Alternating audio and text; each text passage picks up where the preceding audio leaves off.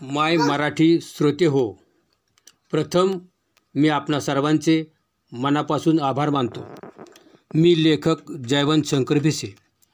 माझी जातपीळ ही कादंबरी आदरणीय श्री शेला सरांच्या ओघवत्या नाट्यपूर्ण आवाजात आपण ऐकत आहात, याचा मला मनापासून आनंद वाटतोय।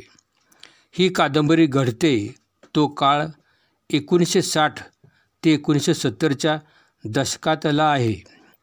त्यावेळचा भोवताल, खेडी, जातवास्तव आणि महात्मा फुलेंच्या सत्यशोधकी विचारांनी होणारे परिवर्तन मी जवळून पाहिलं आहे। सत्यशोधक विचारे गुरुजी, सत्यशोधक ज्योतिराव फाळके पाटील या थोर सुधारकांनी महात्मा फुले व त्यांचे विचार ज्या पाडळी सातवड गावात रुजवले, त्याच गावात माझा जन्म झाला आहे। तिथंच लहानाचा मोठा झालो। मी 9वीला असताना सातारा रोडच्या नवयुग वाचनालयाचा सभासद होतो। तेव्हापासूनच वाचनाची गोडी लागली। खूप कथा कादंबऱ्या वाचल्या, कविता वाचल्या, नाटकं वाचली।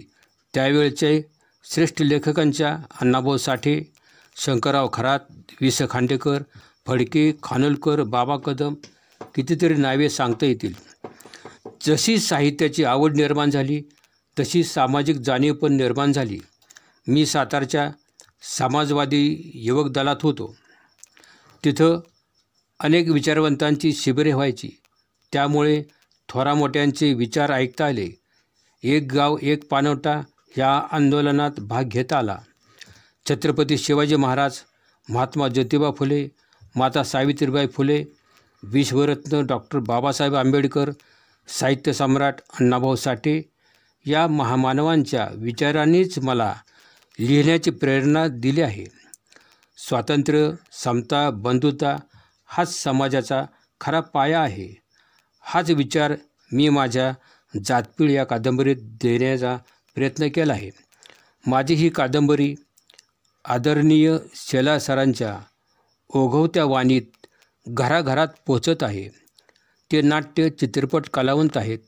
त्यांनी प्रत्येक पात्राला साजेसा वेगवेगळा आवाज देऊन पानावरल्या माझ्या अक्षरांना जिवंत केले। खरोखर मी भारावून गेलोय। मी आदरणीय शेला सरांचे मनापासून आभार मानतो। तसेच आपण आवडीने ऐकत आहात, भरभरून दाद दिलीत, हेच माझ्यासाठी लाख मोलाचे आहे। पुन्हा एकदा मी आपणा सर्वांचे मनापासून आभार मानतो। धन्यवाद।